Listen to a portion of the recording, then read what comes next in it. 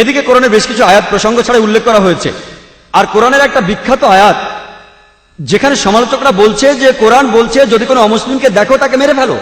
আর ইন্ডিয়ার একজন বিখ্যাত সমালোচক যার নাম অরুণ সুরি, তিনি একটা বই লিখেছেন এ ওয়ার্ড অফ ফতোয়া। তিনি কোরআনের উদ্ধৃতিতে লিখেছেন সূরা তওবার 5 নম্বর আয়াতে উল্লেখ আছে, তার মধ্যে কোরআন বলছে যদি কোনো কাফেরের সাথে দেখা হয়, ব্র্যাকেটের মধ্যে হিন্দু, ব্র্যাকেটে হিন্দু, যদি কোনো কাফেরের সাথে দেখা হয় ব্র্যাকেটে হিন্দু, তাকে মেরে ফেলো, তার বিরুদ্ধে যুদ্ধের সব প্রস্তুতি নিয়ে রাখো। তাহলে ভেবে দেখুন, যদি কোনো সাধারণ নিরীহ হিন্দু এটা পড়ে, কোরআন বলে যদি কোনো হিন্দুর সাথে দেখা হয় তাকে মেরে ফেলো, তাহলে তখনই তার একটা প্রতিক্রিয়া হবে, লোকটা ইসলামের বিরুদ্ধে চলে যাবে। সমস্যা হচ্ছে কিছু হাতে গোনা লোক তাদের নিজেদের উদ্দেশ্য পূরণ করতে চাচ্ছে, কারণ তারাই এই বইগুলো লিখছে, যেমন এ ওয়ার্ল্ড অফ ফতোয়া। ইনিও অন্যান্য সমালোচকদের মধ্যে কোরআনের উদ্ধৃতি দিয়েছেন। প্রথমে সূরা তাওবার 5 নম্বর আয়াত থেকে বলেছেন, আবার 5 নম্বর আয়াত থেকে 7 নম্বরে গেছেন সরাসরি। একজন জ্ঞানী লোক বুঝতে পারবেন কেন এটা করেছে, কারণ 6 নম্বর আয়াতই আসল চাবি, সব অভিযোগের উত্তর সেখানে। শানে নজুল সহ যদি সূরা তাওবা আপনারা পড়েন, এর প্রথম দিকে বলা হচ্ছে একটা শান্তি চুক্তির কথা মুসলমান আর মক্কার মুশরিকদের মধ্যে। এই শান্তি চুক্তিটা ইচ্ছা করে ভেঙেছিল মক্কার মুশরিকরাই।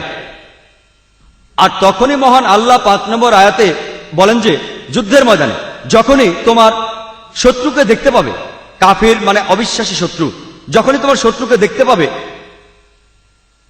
ওকে মেরে ফেলো।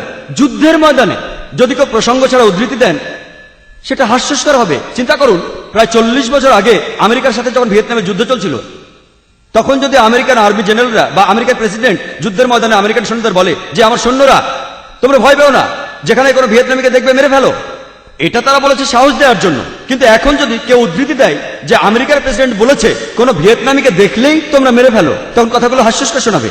সবকিছুর একটা কারণ থাকে।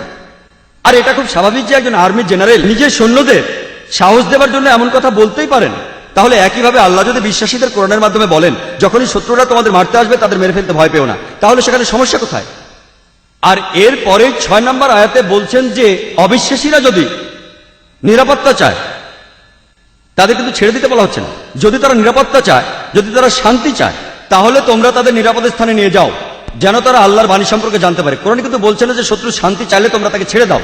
কোরআন বলছে তাদের নিরাপদ স্থানে তোমরা নিয়ে যাও। আজকের দিনে সবচেয়ে মহৎ জেনারেল, সবচেয়ে শিক্ষিত সৈন্য হয়তো বলবে শত্রু যদি শান্তি চায় তোমরা তাকে ছেড়ে দাও। কোনো আর্মি জেনারেল কি বলবে তোমরা তাদের কোনো নিরাপদ স্থানে নিয়ে যাও? কিন্তু কোরআনের কথা বলছে।